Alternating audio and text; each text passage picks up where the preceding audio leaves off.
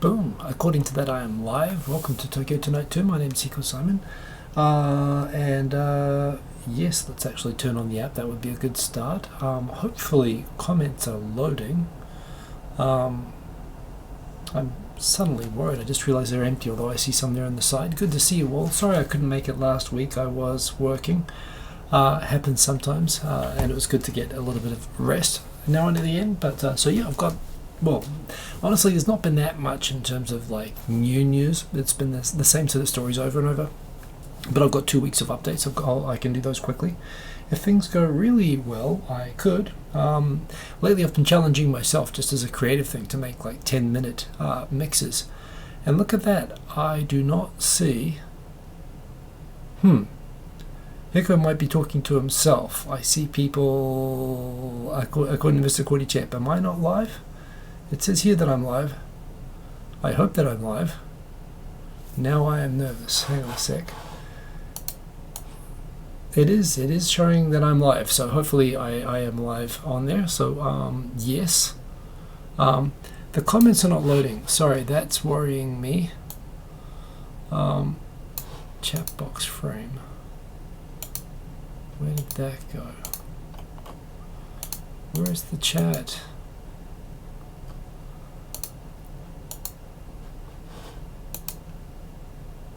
Chat box. So for some reason it's not loading comments today. Thank you for confirming, Mr. Cordy Chip. Good that you can see me and you can hear me. I guess it's just an empty box over there. That's a bit sad. Well, is what it is. But in any case, I guess I don't really need the comments anymore because now YouTube actually replays the comments on the side of the video when I play, which means perhaps I should be using this extra screen real estate to show more of the stories. Maybe show this in... Will it even show this in landscape? Well, anyway, maybe I'll figure out something better to do, but never mind. I can see lots of people there in the comments, so let's say hello to the people who came in. Again, I'm sorry I was out last week, but it is good to be back this week, fresh and refreshed. And we'll see. My goal is to go fast. I've got 2 weeks worth of stuff, and to see if I can finish by 11:20 Japan time, and if I do that, I want to make a track. I've been challenging myself to make 10-minute tracks on GarageBand and having a lot of fun with that. So yes. Anyway, let me see if we can do that. So we've got Phoenix 787. Good to see Phoenix 787. Hope that you are staying well. Who else we got? Andrew Mulboy asking about pies. So yes, a bit controversy, but let me rotate that around. Yeah. We'll get to it. It's in the subject. Turns out the Australian government has been doing some things. They've actually been trying to get Japanese to eat Australian pies. And I actually, although I'm a New Zealander who happens to have a family, my mum lives in Australia. She's Australian. I've grown up in both countries, and there are some things that, as a New Zealander, it's risky to admit. But one is that I really like Australian meat pies. They've started selling 4 and 20 pies at 7-Elevens here, so I'm going to talk about that. Mr. Cordy Chap, excellent to see you, of course. We got Tokyo 503, boom, good to see you. The Red Value, good to see you as always. We've got Quint Ranked, Odie Jr., boom, good morning, good afternoon, good evening, wherever you are. We've got, who else in here? Sergeant Bilko, good to see you. Good to have our man in Sweden logging in. Quentin Ranked correcting me there on the being live there. That is good. King Bilby, good to see you. Thank you for confirming for me. We've got Will. Hello. Good to see you, Will. Andrea, for some reason the emojis I have to approve every time, so I just did that. Technical difficulties are indeed a feature of the show. It's what brings people back every week. Naughty Melburnians, they all are, I guess. We've got Tech Art too. Howdy, good to see you. Bald Birds boy, excellent, here present. I think I would love a Flight of the Conchords roll call where everybody marks themselves as present. Steve from Berkeley, excellent to see you. Been too long indeed, good to have you back as always. And remember, to all the people coming back. Oh, of course, Melbourne's in the crapper as well. Tokyo, we think of, well, everything's relative, right? We focus on the news where we are. Things are not good here by our standards, but of course they're pretty awful there in Melbourne. So yes, hope you're doing okay with that.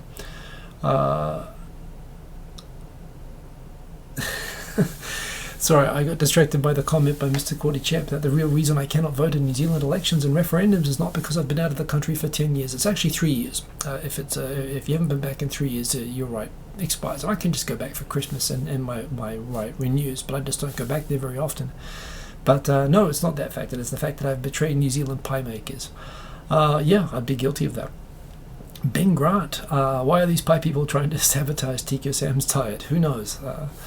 I guess they're all gunning for him. As always, remember, if you want to get my attention, I'm looking over here where I can see the comments on a very big screen, and it will flash orange. If you want to direct a comment at me, I will do my best to respond to everyone who actually @marks me. So that's totally clear. If you want to ask me for a topic or a question, or you have something to comment on directly to me, please remember @Mark_Simon there in the comments, and I will see it. Again, if you're just visiting, it's always great. I just love to see who's in the comments and say hello. I try to catch everybody. I don't always succeed, but yeah, Andrea Mulberry back at home, learning here from 20 July to August 19. See what happens. Stage 3 restrictions until August 19. Well, it's pretty tough there in Melbourne, but Sergeant Bilko, I don't know what you're trying to say. I guess it's kind of funny because I still think of myself, I mean, if you look from the side, it's not so bad. I don't really see myself from the top down, but yeah, I guess I am. I don't really think about it that much, but nothing wrong with that sort of thing, right? So yes, anyway, let's get into the topics and we'll see how we go. This is going from 2 weeks ago. So yes, the Uniqlo masks, they came out. They do look like a pair of Y-fronts on your face. I got some delivered. They're very, very comfortable. They're not cool, and this is the real problem now. It's so humid right now, and it's about to become so stinking hot here in about 2 weeks from now. That right now I'm starting to encounter, just even going up to the supermarket, it just gets really sweaty on your face under the mask, which is kind of unpleasant. I've been running every second day as well, and that's another thing. You know, pretty much every type of no, I'm not going to phrase it that way. It gets pretty unpleasant under the mask, you know, when you run for like 13 kilometers. But yeah, I found a really good mask which keeps a nice gap. It's made out of thick material, so I'm not spraying everywhere, but I can breathe. Oh yeah, the white balance. There's always something, isn't there? Boom, white balance. Not the frame, the video camera. Sorry, I'm doing a technical adjustment. This could kill the video and hold me up for 10 minutes, but I'm gonna... The white balance, the variable white balance on this camera is terrible. I actually really like the life cam. Let's try to make it look like I have some. That's a little bit too saturated, but it will do. Boom, boom. Okay, now it's not going to flicker anymore. So anyway, I've got a pair of these things. A pair.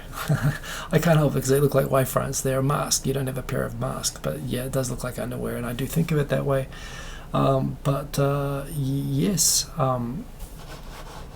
So I got some. They're very comfy for going up the shops. I wouldn't run in them because they're too thin, and when they get wet, as happens when you get all sweaty and when you're spluttering and whatnot as you run, it gets really hard to breathe. But they're pretty good. So endorse that, and it's good. It's kind of funny now. Like last year, I would wear masks where it was appropriate. If there was someone at work who had a cold, or I had a cold, or it was cold season, or hay fever or whatever, and they're always paper, and you know, they're kind of disposable is what they use, and there weren't enough of them around when everyone was buying toilet paper. I don't know, it's like they breathe through their rear ends or something like that. I don't know why everyone was buying toilet paper in other countries, but in Japan it was masks that sold out, funnily enough. But yeah, everyone's kind of moved from having these disposable masks to having wearable cloth masks, and I found some really good ones, and I don't see myself going back to the old disposable paper ones in a way. I mean, it was kind of, they kind of lost that whole industry, if you ask me. But yeah, Mr. Cordy Chip, do I look a bit grey? I am going a bit grey actually around the edges here.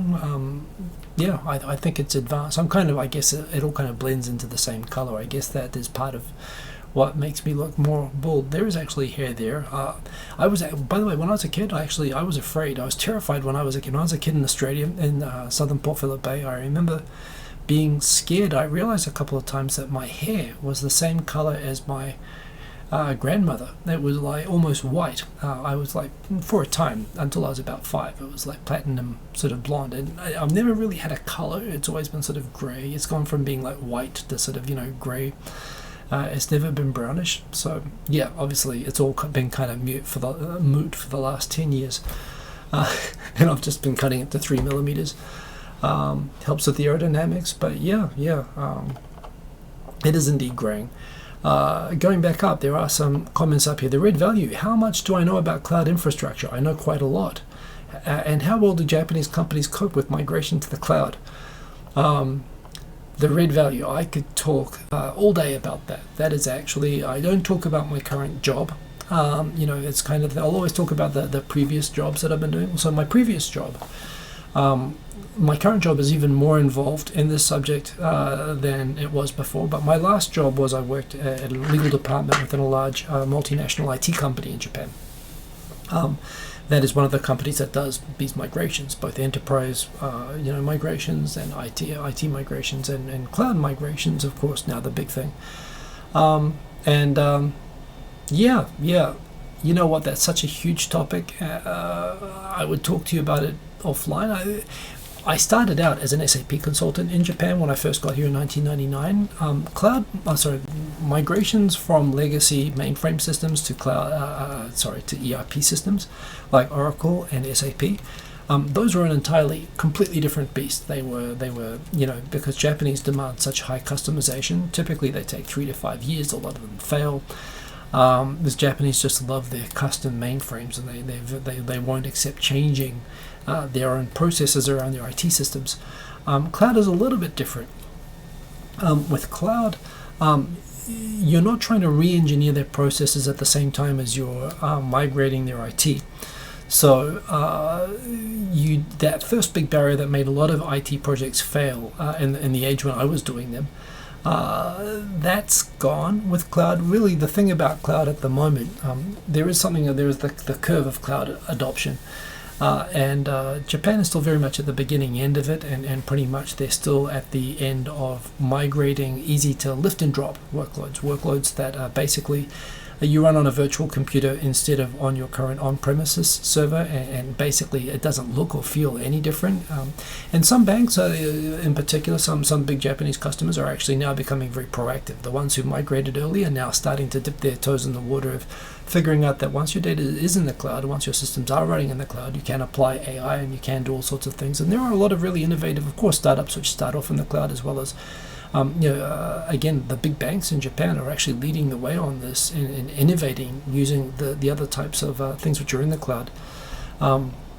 So I think that cloud migration it is like everywhere else. Perhaps not as far along as in English-speaking countries, but the demand for it is enormous. Just because you save money just from doing it, it's going a lot more smoothly than in my SAP days. But still very, very early days in Japan. And, the demand for people who are certified, I don't know if you're certified on cloud engineering, but if you are, they're starting out with AI engineering, and cloud engineers at companies like NTT Data are commanding US 6-figure salaries for starting out of college. You're getting paid as much as like executives in those companies are. If you have those certifications, they're so in demand. So, yeah. I just said I could go on and on about it, and I was about to say, but I won't, but I just did. Red value, maybe ping me offline if you want to talk more about this, because this is everything that I do, actually. How do they cope with migration? Pretty well, but only in most companies, most of cloud stuff that they're doing right now, users don't even realize that they're in the cloud. That's the point. Real aggressive, real transformation, Japanese companies are not good at, and cloud doesn't necessitate that. That's the thing. It should come, because you're missing out if you don't do it later on, but it's an easier sell than something like installing an SAP into a company that's been running on a Unix mainframe for 20 years. Oh no, I just talked. Sorry, as you can tell, I talk too much about. That's a whole separate part of my life. Good to see more people joining, by the way. Iraq299, excellent to have you.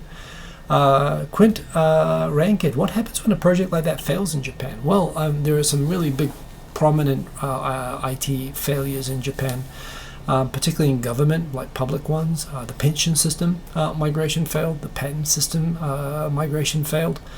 You know, a lot of the My Number system fails. I mean, you can see on the news. You can actually see with the payout of the government subsidies and so on to people where the online applications failed because either the websites crashed or they just couldn't, you know, they didn't set up the pages well enough.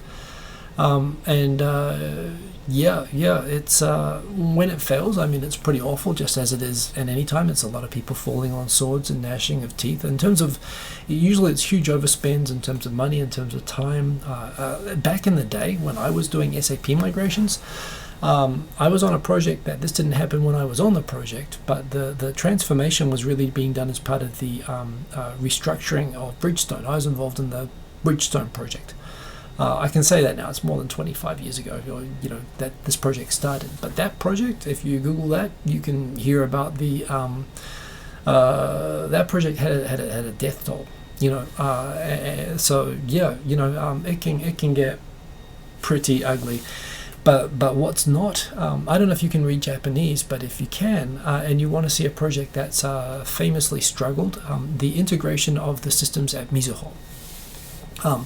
There are people who've written blogs and so on, and I think they should make a movie about it, seriously. Like, I know IT migration might not sound like movie material, but it's this thing where Mizuho is this bank which has these multiple banks that join together with these multiple systems, and they needed to update the systems and merge them together. And between the drama and politics of the IT departments and the multiple companies merging and the IT companies and you know, like Machiavellian, they've been trying to integrate for like 15 years and failing over and over and over. And it's this is part of the reason why the banks are going to cloud as well, because they're just giving up on doing this on premises. It's costing them a lot of money and they're failing, so they're giving up on it. It's again. Okay, it's 22:50.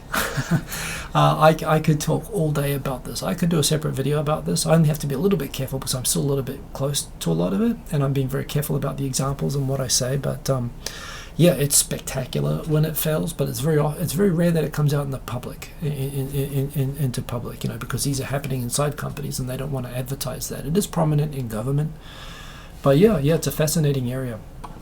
So Andrea, good night. I'm sorry. Have a good night. I'm about to get to the pies. They're coming anyway. Another question from Quinn Ranked. Banks, who owns the cloud? Well, you know, all the prominent banks in Japan. I mean, you just Google cloud and you'll see. You know, all the main cloud providers are selling to all the biggest enterprise companies in Japan. You know, and the banks are the most interesting examples. So yeah. Red Value, you work in cloud yourself? Well, there you go. Send me an offline message. I know you. So yeah. That's to me, it's a very interesting area, and I could talk all day about it. Deutsche Bank just signed a $1 billion deal with Google Cloud. Well, that's good luck to them on that. Nesta125, good to see you. Enjoy the back and forth on Twitter. Good to see you, Nesta. Also, Sainted Sir, excellent to see. This is indeed my bread and butter, so much so I'm going to be careful. Shubus, thank goodness you're here. Buenos dias from Panama. Good to have you here. As well as Theodore Sharp, excellent to have you here in the chat. And yeah, good night to Andrea Mulboy. Getting on to the next topics, moving right along. As I said, I've been making these 10-minute challenges. I failed miserably on the first one. I failed slightly on the second one. But yeah, it's a nice way it's pushing me to improve my workflow on GarageBand. I still would like to see if I can finish this in 30 more minutes. And yes, maybe do that here. Maybe I'll do a demo because I've been uploading these for fun onto Tokyo Digital Crew channel, where we have more members as well right now. It's putting out lots of stuff. If you're interested, by the way, of course, all my music which I upload, such as it is, it's all free to use, even commercially. You can monetize it. You can put it on a TV campaign for Teslas. If you're a Tesla, call me. In fact, you don't even have to call me. It's there. It's free. You can use it. It's there to be used commercially. So yeah, I put it all out like that, and I always get a kick out of seeing people do that. Interesting milestone. Tesla has just passed in terms of share value. Its stock has just been going nuts in the last few weeks, mainly probably because there's so many people short on Tesla who are betting on Tesla failing, and it sounds like they're hitting their production targets, like they're exceeding them lately. They're being very aggressive on them, and they're achieving them. And there's a lot of people out there sort of talking them down, which has probably been suppressing the share price. So rather than beating them, it's going up like crazy. And I must admit, it's Musk doesn't seem like the nicest sort of person to hang around with, but in the end of the day, people who do really big things often are kind of assholes. If you look at biographies of most great people, they're often not the nicest. We like to idealize people that do cool things. But look, and Tesla has its issues up the yin yang, but they are doing something that's really cool. And damn if they're not doing it really well. I grew up in New Zealand. Everyone, reading car magazines, and I drove from 15. I drove to high school in a car. From when I was 16 in New Zealand. And we have New Zealand is basically just nothing but import used Japanese cars. So I love cars, and I love Japanese cars, and I thought when I come to Japan I'm just going to buy a different car every year. I've been here for 22 years and I've never owned a car in Japan, but I still like cars. And I've been watching a lot of YouTube stuff, documentaries and stuff about Tesla, and just like how their whole model works, and basically how they've kind of reinvented the economics of making cars. So the things like the Cybertruck and these cars, which outperform hypercars, at least on a straight sprint, and the production economics are just like showing up every other car manufacturer, and to me it is just so cool. So I am a fan of what Tesla is doing, no question, and their cars just look awesome. And you know what, if I was going to buy a car right now, and I don't see myself doing that, and I wonder if I'm ever going to buy a car, because I'm pretty sure a couple of years from now it's just going to be it'll be less owning cars and more just having an app, and an empty car will come and take you where you want to go. But maybe you'll have the empty driverless car come to you, and it will be a sports car which you can go and have fun driving, and it'll be a Tesla anyway. So to me that's really interesting. The fact that they're showing up Toyota on value also says a lot. And Toyota can't move, and they can't electrify because, again, they're so committed to all their supply channels and the whole way of manufacturing cars. They're so dependent on their supply chain and so on that they can't just suddenly cut combustion and all the parts and everything and switch over to compete. And this is how Tesla is suddenly doing really, really well. It's they're literally selling cars when there are horseshoe makers around still. So yeah, I find that really interesting. Kawasaki's anti-racism directive recently went live. Raised in response to particularly activities by anti-Korean groups that were like marching, and ostensibly the anti-Korean groups campaign on being anti special privileges, kind of the Korean indigenous ethnic Koreans who are born in Japan, multi-generation, particularly who are descended from Koreans who were Japanese citizens until the end of the war, who lived in Japan, have a special designation of permanent residence, where I'm a permanent resident, but I applied for my permanent residency. They're treated much more like regular citizens. In fact, it's very common for a special permanent resident Korean residents of Japan. One, they have accelerated. Now, they didn't for a long time, but now to correct that problem, they have an accelerated path to citizenship. They often work in Japanese government jobs, even though technically foreigners are not supposed to be in government jobs. But they're entitled to sort of social welfare, and a lot of groups which claim that they are just opposed to the policy of giving these benefits to this particular group do these marches. But when these marches happen, the things that people chant and say in these marches, are pretty awful. They're, kill them all and drive them all out and all this sort of, there's a lot of these marches. When they happen, they're small groups and they're a very, very tiny minority of people in Japan, but they are vocally almost genocidal, and this was a big problem in Kawasaki, and Kawasaki responded by saying, we're going to be the first city in Japan to allow, to make it, to criminalize the BS that you're saying. And good on Kawasaki, just went just came into effect. So that's a good thing. Small bit of progress. It still should be a national law. Non-native creative, they've been continuing to put out content. I just listening to the latest one this week. Super interesting. Ayana Wise, Osaka based, sort of DJ, all-round creative person, just really interesting. To again hear stories of other people in Japan, and not just in Japan, also other parts of Asia, but particularly in Japan, being engaged in creative pursuits. It's a great series. You should subscribe to it. Non-native creative, they're good. They still come out every week. Tech art too. Are there children citizens if they are born here? No. Japan, like actually a majority of countries in the world, America and New Zealand, when we were colonized and we made it so that we wanted to populate, and we wanted to populate with people who immigrated because, we wanted to outnumber the indigenous people as soon as possible. So we have a history of allowing birth, citizenship with birth. But countries like Switzerland and Germany and countries like that don't recognize it as a birthright. You can't just become a German by being born there, for example, or Swiss. And Japan is the same as that. However, this became sort of a problem in time where, if you're born in Japan to special permanent residence, you are born with the special permanent residency status. But what the government's also done is they have basically allowed an accelerated path now that they pretty much, get citizenship upon request.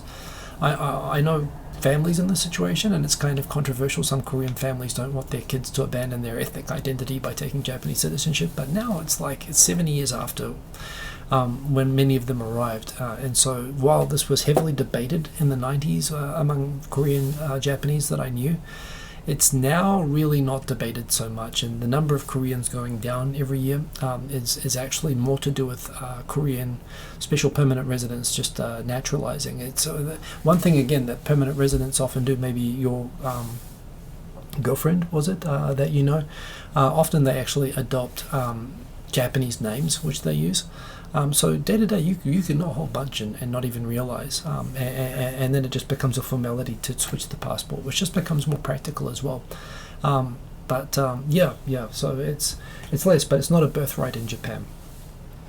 They recently changed the citizenship law as well. That it used to be that you had to have a Japanese father, I believe it was. And so this was a problem for a lot of half Japanese who were born to foreign fathers or born outside of Japan. Or it was something like if you're born outside of Japan, it has to be a Japanese father or something like that. And that meant that there were a lot of people disenfranchised, which they recently corrected, but only going back to a certain point of time. So the whole, Japan is kind of tricky around this. Nesta125, you asked, yes, your ex had two names, which is pretty common. And again, it's easier to show up and be, Kim, it's easier to be, Keiko Tanaka than it is to be Kim Park in different situations. And some people are just weird about that sort of thing. So, again, it happens in a lot of places like that. But, so here is my mask. I just washed it, so it's hanging up in the other room. But that's what it looks like. It is good. The Kumamoto. So we are in rainy season. Some years we don't have a proper rainy season, and Japan, when the 4 seasons is just a bunch of BS. Japan has right now we are in summertime, but summertime is really divided into the rainy season, which normally lasts for about 6 weeks, and then the stinking hot, horrible summer that follows. I mean, Japan actually, I believe that there's something like 72 defined micro seasons in Japan, or some ridiculously large number. Some years we don't have the proper rainy season, El Nino or whatever, and it doesn't occur properly. But this year it is happening and a half. The weather in Japan comes from west to east, which means that typically you have the situation that all the west coast of Japan and all the western islands, including mainly Shikoku and Kyushu, get hit really hard by rain. And this happens every year. So, the infrastructure and the housing and everything there is more or less built to deal with there being a lot of rain at this time every year. This is why Tokyo, by the way, has these famously massive, drainage systems. The cathedral, I think they call it, that goes out to Saitama. It's because Tokyo is built around a whole bunch of rivers that used to sort of be, now the highways run over where those rivers are, but the rivers themselves used to be the highways. It used to be how you'd move goods and so on around Tokyo.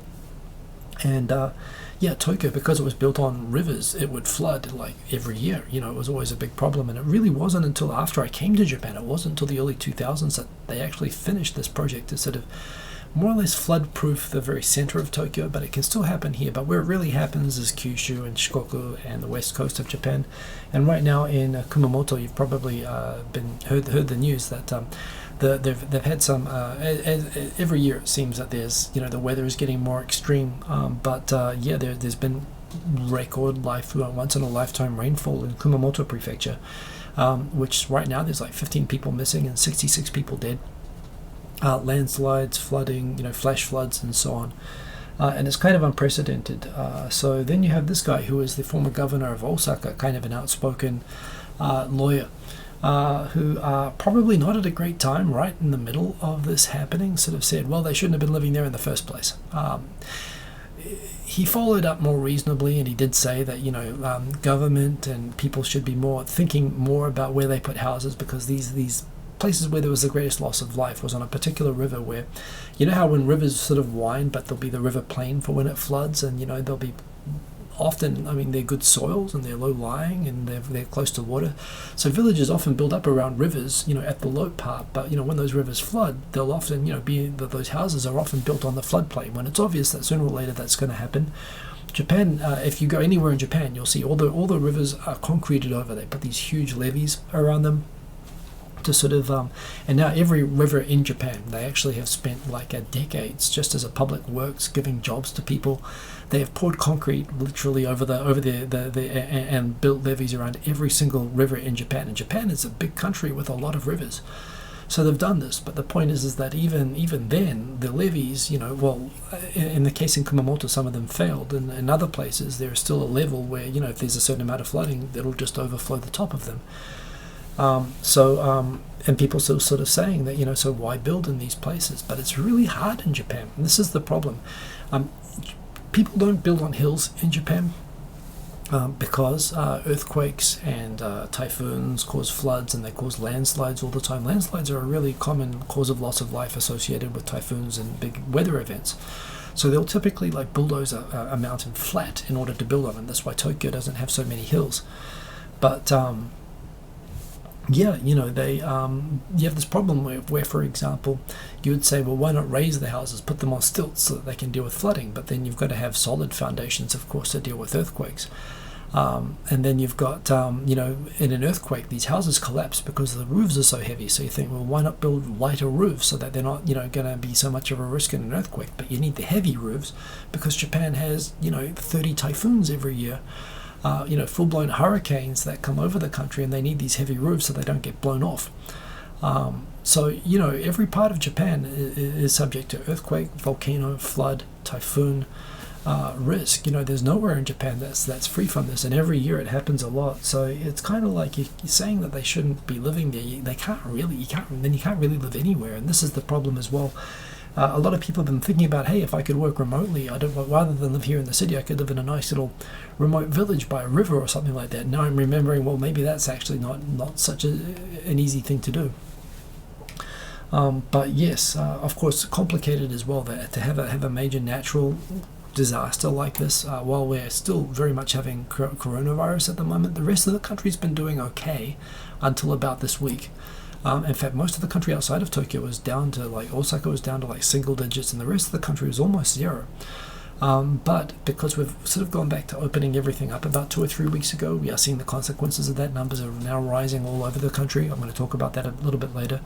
It also means that, in Kumamoto, they're not accepting volunteers to help shovel all the mud and everything from other prefectures. And even with that, remembering that people are now in gymnasiums all huddled together in evacuation centers and so on. There's a risk, as there is after any natural disaster, of disease. But of course, in the middle of a pandemic as well, that's another concern. So if you're in Japan, anything, don't go down to Kumamoto to volunteer. They won't let you do that. But there are donations. There's a lot of within Tokyo. There are Kumamoto goods shops and so on that are collecting donations and whatnot. And definitely help them out. Nesta125, her name is Keiko. I just made that up, but there we go. Lucky guess. Tech Art 2, have to head out a bit early. Would like to finish up a vid a bit later. Go ahead. Have a good one. Have a good one yourself, Tech Art. Have a good evening. Milchman 2, excellent to see you. Japanese people shouldn't be living in Japan, right? Too much natural disasters. Well, natural. I've talked about this multiple times. Travis Moore, excellent to see you. And Jeremiah Kentner, good to see you. And congratulations on having kids with dual citizenship. Should be here in frame. Yes, indeed. I'm part of the same gang of that. Please don't remind Florida. There are tornadoes. Well, when there's a tornado, you've seen the movie Twister, right? They talk about the scale for measuring tornadoes. It's the Fujita scale. Japanese are awesome at coming up with things for, they have the Shindo scale for measuring earthquakes. It's only used in Japan, but it's a 1 to 7 scale. That's very, very distinct. Magnitude doesn't mean anything. Magnitude is just how much energy is released. It's like how much energy is released from a typhoon. It's kind of doesn't say anything about what happens in a specific place. Japanese measure earthquakes where they are. And for tornadoes, which do happen a lot in Japan, the Fujita scale is Japanese. A tornado being an F5 or an F3 or an F2 tornado, that's Japanese scale. So Japanese are crazy. And it's a lot to do with the dynamics, of course, apart from the fact that Japan has got a lot of wind tunnels just from the dynamics of all the mountains and stuff that they have, which go onto plains. Particularly up in Gunma and Ibaraki and those places. Someone today was saying that Gunma doesn't have any natural disasters, but no. Tochigi, Gunma, Saitama, they get tornadoes all the time. You can't really avoid it here. It does build up. It's just part of. I think it feeds into the Japanese sort of national character, such that there is one that people just expect to have to deal with this sort of thing. King Bilby, wildfires. I was actually talking about this the other day, and you don't hear about wildfires. So compared to Australia, that's maybe the big difference. And they have poisonous animals, but not really on the same scale as Australia, and definitely not the bushfires. So those are probably the areas that if you're sick of bushfires, Japan's your place to come to Japan. You will not have to worry about bushfires. Of course, after the Kobe earthquake, 20,000 people died in the fires that were because the gas company wouldn't turn off the gas. So while these houses collapsed and caught fire, the gas company provided free gas for a fire that burned for 72 hours with the gas still left on, and that city did burn.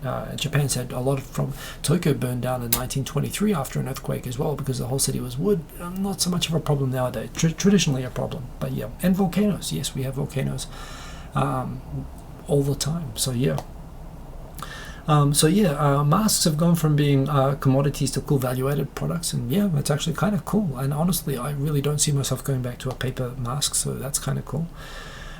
Finally, right now Tokyo's gone from we got down to nearly single. In fact, I believe we got down to single digits for a time in May. However, then the government said, hey, everybody go back to work. And a lot of places haven't gone back to work, including I'm still working remotely. But a lot of people went back to work, and a lot of people went out to the beach, and a lot of people went to nightclubs, and a lot of people went to girly bars. Kabakura, like hostess bars and host bars, as well as going, and I guess people have been sitting alone by themselves for a few months, so they went and paid for some company, and particularly those kinds of things which involve close contact with people.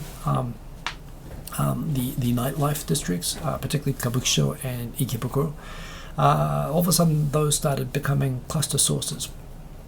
And we went from having 100 cases to 200 cases. Now we've had 4 days of more than 200 cases, which is actually, in fact, yesterday we had the most cases ever recorded. Now, part of the reason that the number is the highest it's ever been, and what's different to April in Tokyo, and the reason we're not back in a state of emergency according to the government, a lot of people are saying, the government's just covering it up and they just don't want to lock down because they don't want to hurt the economy or whatever. But what's behind it is that when they realized that there were clusters forming around these sort of host bars and hostess clubs and so on, they pretty aggressively set up testing stations in these neighborhoods, and they went around, and a lot of those places were pretty, they want to give assurance to their own customers that, hey, all my staff were tested. They're all clear. So people, they want that assurance as well. So in the end of the day, the night entertainment districts were actually pretty cooperative. And the governments, when they sort of started realizing that there were a lot of clusters involving these sort of places, they started saying, please stop going to those places, which is what they were doing before. But they also said, do not... They were basically trying to discourage people from going, but they never paid these places economic compensation for closing, and they closed during the state of emergency. So this was always kind of the thing before, that they kind of had to, when they said everyone could reopen, and they said, okay, well, we can reopen, we're going to reopen. For them, it was kind of like economic survival as well. And now they're telling them to close again, and they're saying to everyone, stop going to those places. But these clubs are saying, well, look, you're saying this, but we've never been compensated, and, everything is open, so what are you going to do? So the government's finally doing the right thing, and they are talking about paying compensation. also, because they are testing now specifically in these areas where these clusters are happening, they're catching a lot of the cases. So before, they were not testing. They were only testing the most serious cases that were almost certainly, 35% hit rate on the test, which implies that they were only taking, they were turning away people that were probably not showing symptoms, but had it. Whereas this time they're looking for people that don't have symptoms. They're going to areas where there are known to be cases and where the majority of people who are getting it are quite young. So the result is that although the numbers, the positive test result numbers are higher than before, the number of serious cases, like the hospital burden right now, is not high. Again, a lot of these cases still might become complicated in future, but it's primarily young people who work in these host and hostess bars. The sources are, still half are allegedly unknown, but I'm pretty sure that probably a lot of them are connected to these clubs and they're just being discreet. So they're saying that for now, it's not like an out-of-control spread through the community, although like the last couple of days we've started to see clusters around schools, around kindergartens and whatnot. So really in Tokyo it seems to be in a pretty bad situation. At least when it's been identified now that these places that were excluded from compensation because governments were squeamish about the idea of paying compensation to hostesses and sex workers and gigolos and whatnot. Now they realize that they have to do it, and to me it seems like if they're going to pay compensation to restaurants to not be open in order to prevent spread of the virus, this makes sense. So it's a good positive step, but nonetheless the numbers are very high in Tokyo right now, and we are definitely in the middle of a second wave.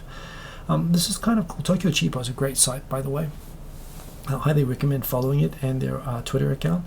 But things that you might not have known you can do at convenience stores. Some of these actually really surprised me. You can book or pay for tickets, including flight tickets. I didn't know that, but I did know that you can get tickets for like sports events or for the rugby, for the World Cup. All kinds of things you can get from the machine there, so that's pretty cool. These loppy machines, you can actually, concert tickets, you can, all sorts of things. It's pretty cool. Coffee is not bad. They've actually got a separate blog with reviews of the coffee from different companies, and I was actually reading this tonight just before, and I was thinking, what, I've had drip coffee, nothing but home drip coffee for the last 3.5, nearly 4 months now. 4 months? No, it's been 4 months. Wow, that's right, it's been more than 4 months because I started in early March. So yeah, I must admit I'm tempted to go up to the combini and actually test this out myself. Local veggies, not a lot, but yeah, they often stock vegetables, and I actually buy fruit and stuff from my local family mart, so that's pretty cool. The meals are of course always pretty decent. You can pay your bills. This is again always best to have auto payment set up, but yeah, it's pretty common to go, and this is how I did most things there. Photocopiers, you can fax, you can scan, you can print. I don't keep a printer at home. In fact, I just bought one the other day, but I've always just gone up to the convenience to print, and I've got an app which I can use with my phone to print anything. Prepaid postage, you can actually get parcels, prepaid and stuff that you can put stamps on, envelopes, and you can give them boxes to send to people. You can charge your card. Of course, you can do this on the app, but yeah, you can do it at the you can charge your card there. Buy a new outfit. I didn't know about that. Yeah, they'll sell things like underpants and whatnot, which they talk about if you miss the last train, if you have to sit in a manga cafe, it can be good. I've had things where I've gone to the gym boxing and I forgot to pack a pair of pants, and it can be pretty unpleasant wearing pants after you've been, the same pants that you've been training in for a few hours. So the convenience store has saved me from that. And hangover cures, they've got whole hangover cures and both. And what I actually appreciate is not just the hangover cures. I wonder if they've got it there. They've got the ukon drinks, which are drinks that you have before you drink that stop you getting drunk or feeling it, which I always take. So those are pretty cool as well. This is an interesting one. In Shinjuku Ward, just in Shinjuku Ward in Tokyo, if you get COVID-19, the government will pay you 100,000 yen, about $1,000 US. I guess it's to make sure that you stay at home, but I think it's the first ward to actually pay people who have the virus. I've heard some people say that this sounds like a moral hazard. I think it's a good idea. I think it actually encourages people to go and get tested and to give them some compensation for staying at home. The Cocoa app, the contact tracing app that I have installed for COVID-19 in Japan. It's had a couple of bugs. It wasn't working properly in the beginning, and they had to update it. This is totally to be expected about if you're rolling out apps at all. This is just normal sort of stuff. Until now, there have been 6 million installs in Japan, which sounds good, but again, the Oxford study about these contact tracing apps is that to be effective enough to mitigate the need for a complete lockdown, they have to have like a 70% install rate, which in Japan would be like, it would be 80 million people would need to install it.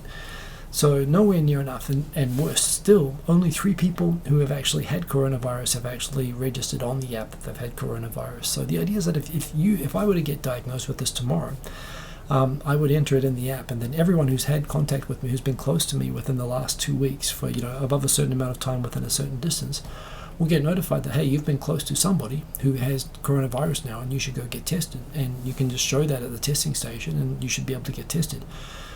So it's good both for peace of mind that you're good. Like, I've been going to the dentist the last couple of weeks, so I'm a bit concerned about that. It's both good for me to have peace of mind and to give other people peace of mind, and to let them know so that if you've been in contact with somebody on a train or in a dentist place or whatever. However, it's really all about adoption on this, and again, there's people who don't trust, it's the government, and are they going to spy on me, or are they going to, is this going to have a backdoor or something malicious? On this particular app, there are different countries have taken different approaches to these apps, but this app is, the specifications, it was built externally, it's all pretty public, the specifications. The UK did want central tracking. They commissioned that to be. They wanted to know GPS data, and they wanted to know who the people were. The Japan app does not keep personal information. It won't tell people that Hiko had COVID-19 and he gave it to you. It doesn't track, it's not centrally aggregated, it's all peer-to-peer, so it'll basically just log on the phones. It'll detect the Bluetooth connections of phones near you with the app on, and it will just register, and it will let all those phones know if I develop it. All the people have been in contact with me within 2 weeks of me registering that I have it. So it's private. It doesn't work based on tracking, it doesn't work based on central tracking, and it doesn't keep personal information, and if enough people use it, it's responsible. So to me, having this app is the same as putting on a face mask. It's just responsible. It's the thing that you should do, and even if only 3 people who are infected are using it, again, the idea, I'm not going to use it because not enough people are using it to make it effective.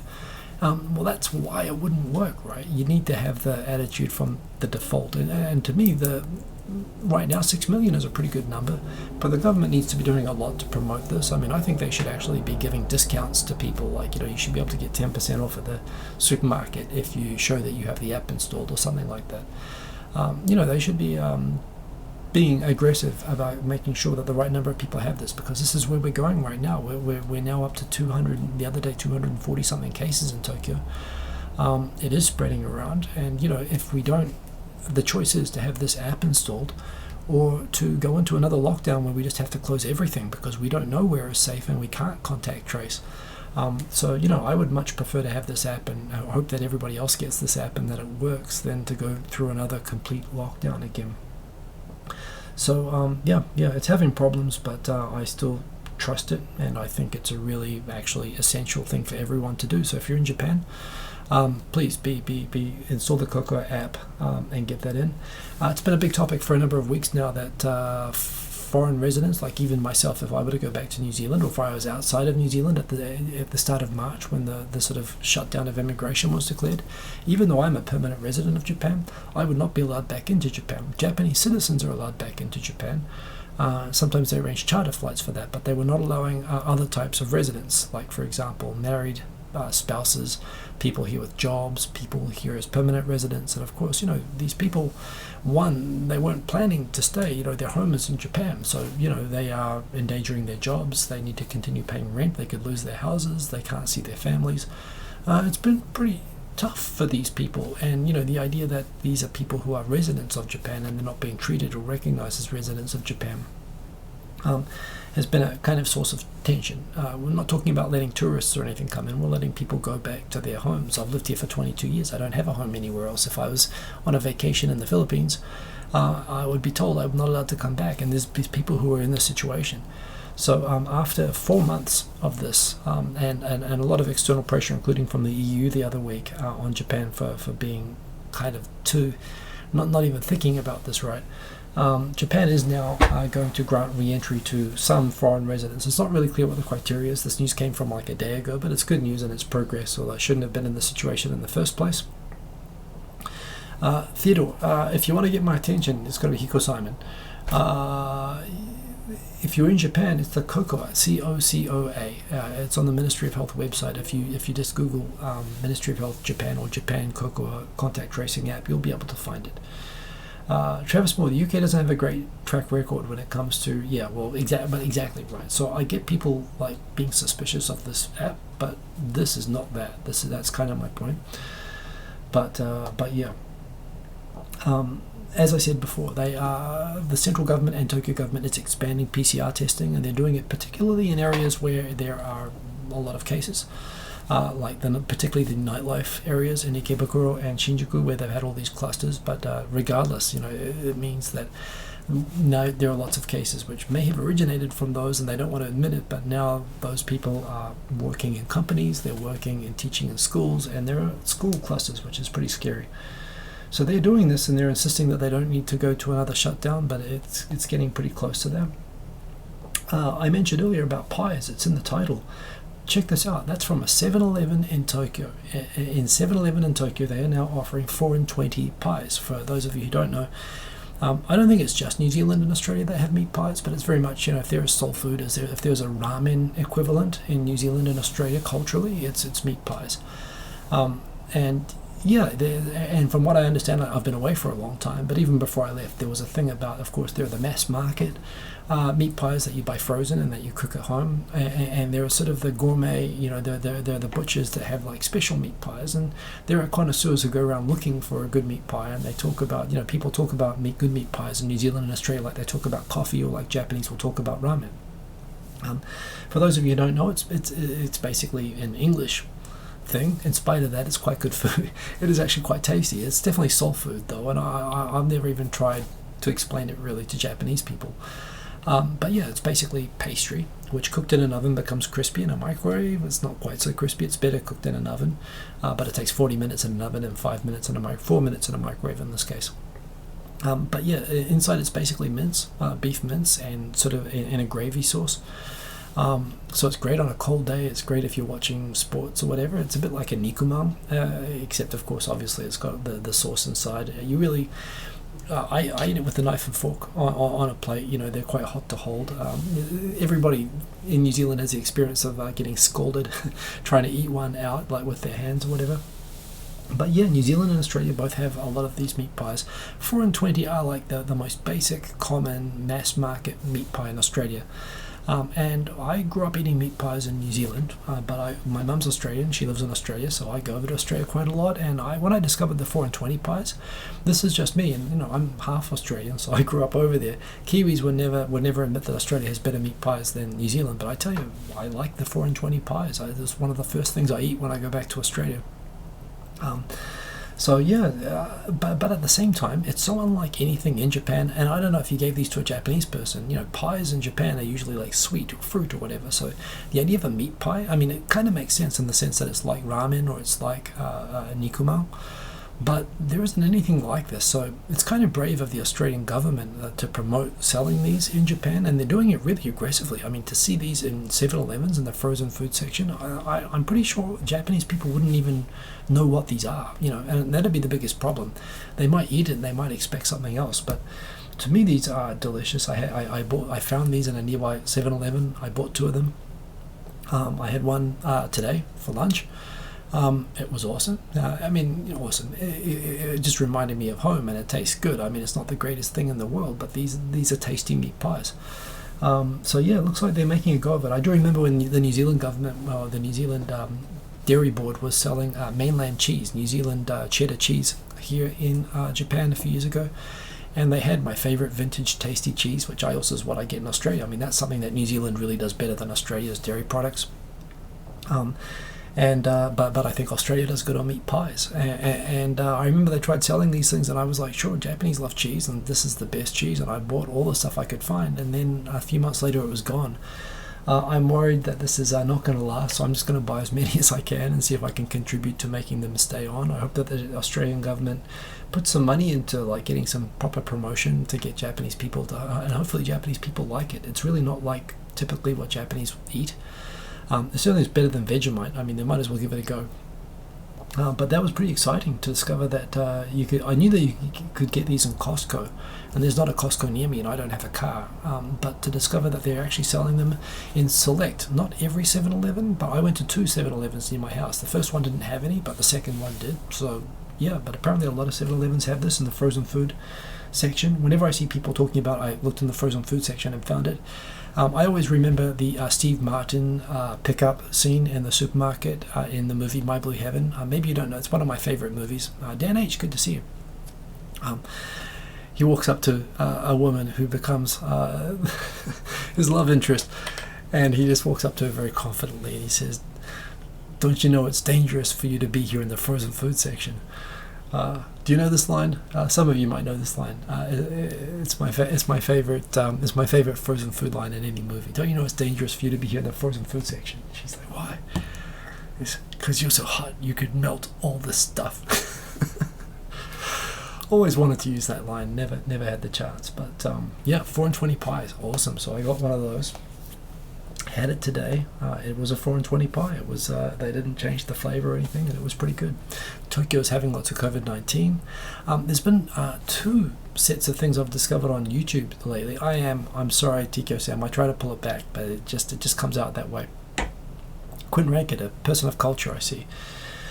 There are a bunch of these videos right now which are like restored using AI. So they're the old, like, you know, the old turn of the century films that exist. They're like 10 frames per second, and they're grainy and they're flashy, and the moon videos are the same. They are being broadcast, and they're like 10 frames per second, and they're overexposed. And there have been these people who've been like restoring these videos, and they've been using AI to make them 60 frames per second. So, you know, think of Fortnite. It makes them look like it's been shot today, you know, like on a camera. And there are these shots of Japan from 1914 to 1917, like around Tokyo, where everybody is still wearing like geto, like sandals and kimono and stuff like that. They're colorized, but when they make them smooth and they add this sort of rendering, it just looks it looks like you are walking around. I mean, it's the closest thing I could imagine to being in a time machine. So very, very good. Quinn Rankett, have I heard of the meat guy? Yes, I've heard of the meat guy. They're in Nagoya and they deliver it. I used to be a big customer of the meat guy. I haven't really ordered so much from them lately, mainly because my son just won't eat meat. I don't know what to do about that. So if it were up to me, the whole freezer would be nothing but meat. Until my son was born, it was. But now I eat less meat. It's probably healthier. But yeah, I know the meat guy. And I actually got some meat pies from the meat guy. So I know that you can get meat pies in Japan as well. But 4 and 20 pies is something special. And I was very happy to get this back. But yeah, this is super cool. You should check these out. Tokyo in 60 frames per second from 1914. Same ones for the Apollo mission videos from the moon. Again, it's like standing on the moon and just watching it happen. It's just amazing when they speed it up to 60 frames per second. This is the Minister of Foreign Affairs. He's got a whole bunch of these sort of photo shot ops like this now. He used to be the Foreign Minister. Now he's the Minister of Defense. And yeah, he's actually an interesting character. I mean, again, it's not like you're supposed to like anyone in government, but I find him an interesting person to follow. Yeah, there's 2 photos taken from today. This is the actual one that I ate. I've got a photo of one on the plate. They're not very much to look at. I mean, the picture there, that's actually a lot cleaner than what it looks like when you actually cook it and eat it. But yeah, damn, it was just good. Nice. An Australian nice. Because that's what they are. Hong Kong, tightening grip over schools and the syllabus there. I mean, it's actually pretty amazing how quickly China is just completely cracking down on Hong Kong. I commented today, there was when I was doing politics in the 1990s at university, there was a kind of a thesis, there was a book put around by Francis Fukuyama, who's kind of a political thinker, philosopher from the US. And he had this idea that after the fall of the Berlin Wall, around 1990s, there was sort of this kind of triumphalist view that basically, with the collapse of the Soviet Union, there was really no longer any ideological conflict about how the world should work in terms of systems of government. There was this idea that, totalitarianism is basically, and the idea of the socialism versus capitalism and so on, this is basically just, this debate is now over. The end of history, he called it. He said that basically the debate over this is now settled. It's definitely better to be free trade and democratic. And if people are wealthy, and if the more educated, and the better standard of living people have, and the better that if people trade with one another, inevitably it just becomes inevitable that when people are well off and well educated, they all become democracies. And every country that becomes a democracy never becomes an authoritarian country. You can't once people have open free trade, wealth and democracy, they never give those things up. Authoritarianism only thrives in places which have other conditions which make people sort of ripe for that. But smart, well-educated people in democratic countries never switch the other way. Of course, and so he suggested that there was never going to be anything other than a trend towards now countries becoming liberal and democratic and open and free trading, and then this is the end of history, was what he called it. Of course, a lot of scorn has been poured on this ever since. You want a case of Fukuyama's thesis that no country ever reverts into authoritarianism. Hong Kong, wow, you've got a really well educated, really well off, very democratically aware country that is right now having all of that being stripped from it rapidly. And it's very sad to watch, and there's really nothing you can really do about it. I'm glad that UK is offering citizenship, and a lot of countries are offering visas to Hong Kong people who want to get out. But it can happen. It can happen anywhere. And as people are pointing out, Steve from Berkeley, Hitler was elected. So and again, the Fukuyama thesis was that people in the start of the 20th century were still open to the idea of giving up their freedoms and whatever in exchange for trying out these sort of different political ideologies. But his thesis was that by the collapse of the Soviet Union, by 1990, it was pretty much settled that even China wasn't really communist anymore. And the idea that there are alternate systems that are better, that people would want to try out, that debate was also part of what he suggested. Again, it was a theory, it was a thesis that was kind of done in the atmosphere, very self-congratulatory atmosphere, when the US became for a while the unchallenged, most powerful country in the world, and it seemed like they had been proven right all along, even though they weren't very ideological. And like I say, a lot of scorn has been poured on the theory, but I still think it's an interesting theory. But Hong Kong really disproves it. Right now in Okinawa, there are 2 bases in Okinawa that have more than 60 cases of COVID-19, to add to the number of problems that the local prefecture has with the bases down there. So they've been asking for those bases to be locked down pretty much. That's adding to things. I've been posting on Twitter and Facebook these sort of captures of my results. I've discovered in the course of this that Strava, that I use the GPS on my phone, and sometimes I run in really sort of like narrow gullies by rivers, and that makes the GPS inaccurate, and it means that even when I'm not running that fast, it shows me like I'm running really fast, and I've discovered it's because the GPS is all over the place. But I can actually measure those runs out later on a map and get the right distance for them. But yeah, I've been enjoying keeping fit. I originally was running to get fit so that I can go to the gym later on and to try to lose a bit of weight. I've lost 9 kilos. I'm fitter than I've ever been, actually, and I'm sure I've been using different muscles to what I use for kickboxing, but I was doing this thinking I want to be fit when I go back to kickboxing, so I can keep, because you get tired when you're kickboxing, and that's what makes your technique drop. But I think right now, if I went back, I could probably go through the sparring and the training without getting too tired, which again will mean I'll be able to keep more aware and be better at it. So I'm really looking forward to, I don't know when I'm going to be able to do kickboxing again, probably not for a while, but I'm enjoying running, and it's the only way, because I haven't been on a train or a car, it's the only way I get around, so I've been enjoying that. I use the Photoshop camera app for these, and there are some really interesting effects, so I've been enjoying that.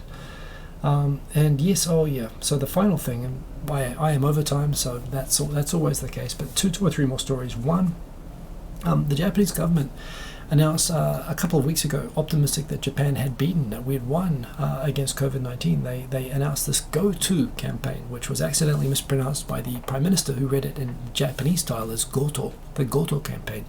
Goto, by the way, means armed robbery or burglary. So he said the government wants everybody to to travel domestically and help to revive the domestic economy through proactive travel throughout the country, to and domestic tourism. Specifically, they want people to get out of Tokyo and go and spend money in remote prefectures. And the government's going to offer incentives and discounts to be able to do this, including for 6 months from August. Shinkansen tickets in Eastern Japan are going to be half price for 6 months. However, of course, Tokyo then started going into a second wave, 200 something cases for the last 4 or 5 days.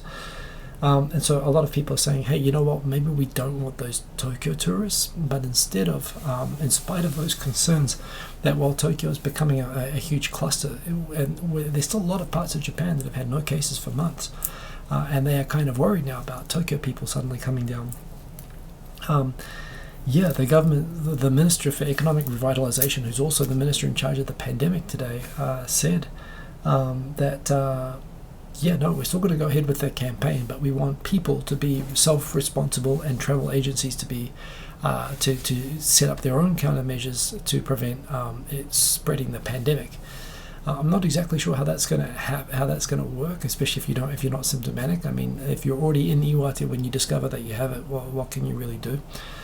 But yes, the government's pushing ahead. From July 22, there's going to be a campaign promoting everybody travel everywhere, in spite of the fact that Tokyo is kind of exploding into a second wave right now. So that's a thing. The first Ainu, sort of nationally, there are Ainu museums and whatnot in Hokkaido, which I've visited, and they're really cool. To me, very reminiscent actually of Maori sort of culture centers that I grew up going to in New Zealand. But there's actually a national one been set up in Sapporo right now. You can only go there by appointment because of COVID-19 restrictions. Just kind of features, demonstrating Ainu culture, their houses, their culture, their singing and whatnot, and remembering that these people were not just in Hokkaido. They actually were all the way down, actually living as far south as, even further south than Tokyo at times. So as modern Japanese, as Yamato Japanese moved into Japan, they kind of pushed Ainu back up until finally in the late 19th century, they were like the last holdouts in Hokkaido. But ethnically, they're totally distinct from the rest of Japanese people. That said, now they've been intermarried, obviously, and for a long time. And from the 19th century, the Meiji sort of just declared that we're not going to treat them like separate, ethnicities anymore. We're not going to track where everybody is Japanese from now on. Which, by some people who want to have ethnic pride, is like saying Ainu don't exist anymore. But from the other perspective, it's just saying, hey, look, we have Okinawans, we have Ainu, but everyone is Japanese, and we're not even going to bother trying to distinguish anymore. Of course, it's had an impact where the language has nearly died out and so on, and there's been kind of a very late, modest attempt to revive the culture. But it's a super interesting part of Japanese culture that only exists in Japan, and it's when I finally get to go to Sapporo, I'll want to go check this out.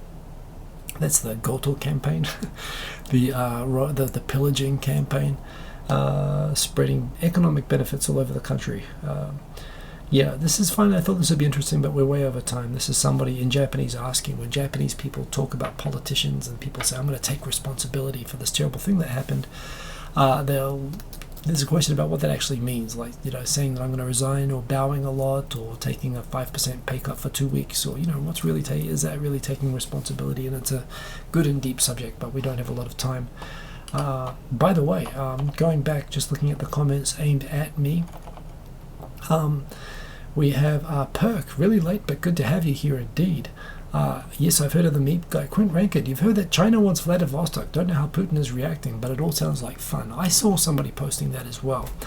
Now, the story there is that there is a journalist it's all state-owned newspapers, but a journalist, I think, suggested that it was on Weibo, when Vladivostok was celebrating its 150th anniversary of being founded. Some journalists sort of suggested maybe it was insensitive towards China because there was a Chinese city there before, which Vladivostok was built over the top of. And it was actually originally Chinese. And when some people sort of pushed back and said, oh, you're being ridiculous, some Chinese diplomats. There's been this was a lone wolf or something kind of trend of diplomats that have been very vocal and nationalist on social media lately. 3 diplomats chimed in and said, this was originally Chinese, and really that city is rightfully Chinese.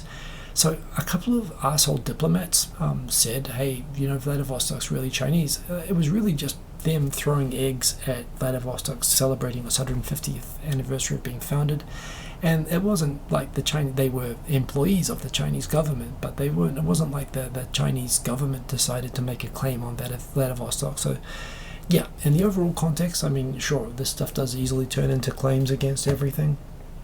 And the root of what China is basically saying against everyone is that, particularly under the Qing dynasty, in the 19th century, China was raped. It was totally taken advantage of by Western powers in particular, that just, including Russia, that took all of the Chinese empire, and basically while the government was for a very short time in China's very long history when it was weak, all of China's territory was taken away and claimed by Germany, by Russia, by Japan, by Britain, by France, and getting Hong Kong back for them is that this is correcting an injustice of the Opium Wars.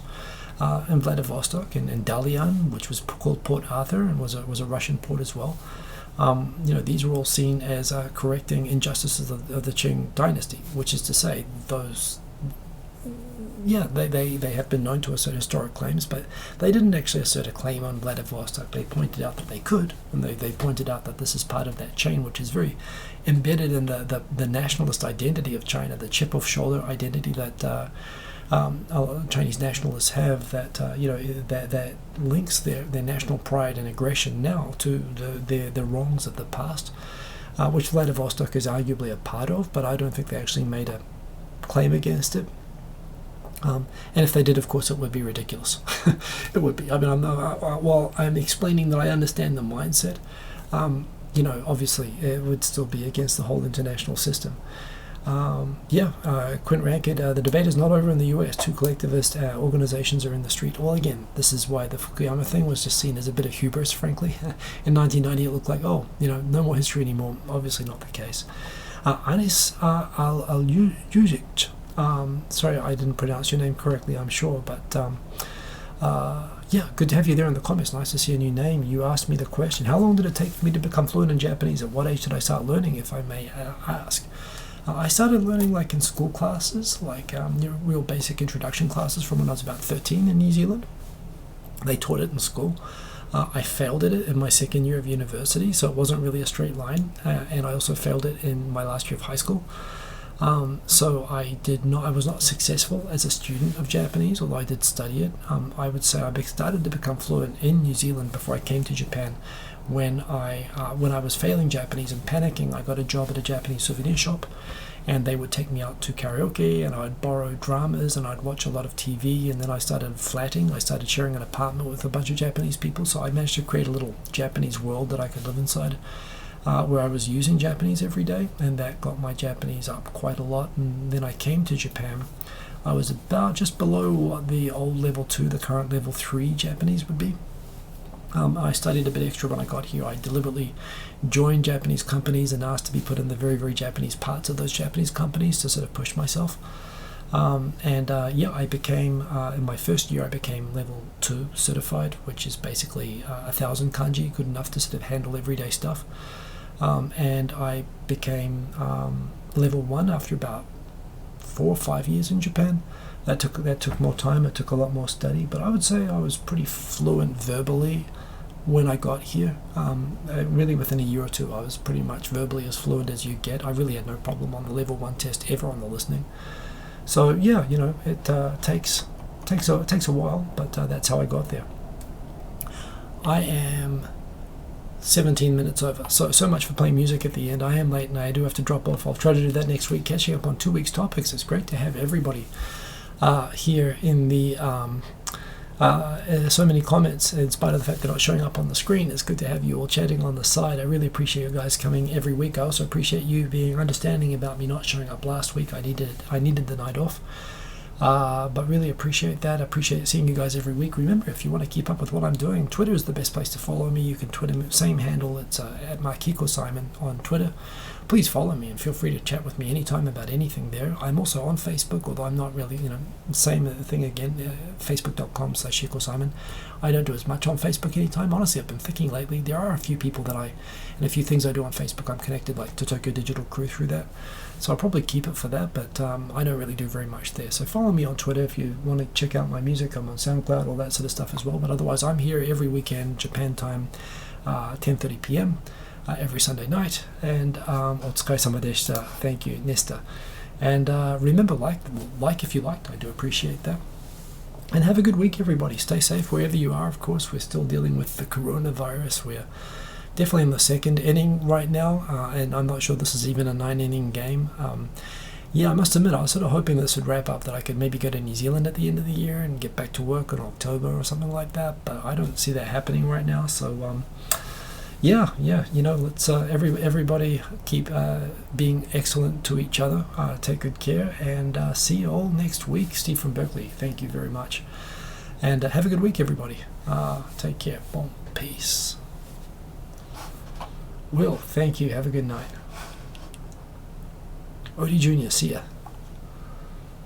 It's kind of funny. There's like a 20-second lag, and I always jump off after, and there's a whole bunch of comments, and I'll write something, but I must admit, I'm just looking. No, I'm going to end the show now. Anyway, Milchman 2, ciao. Have a good one.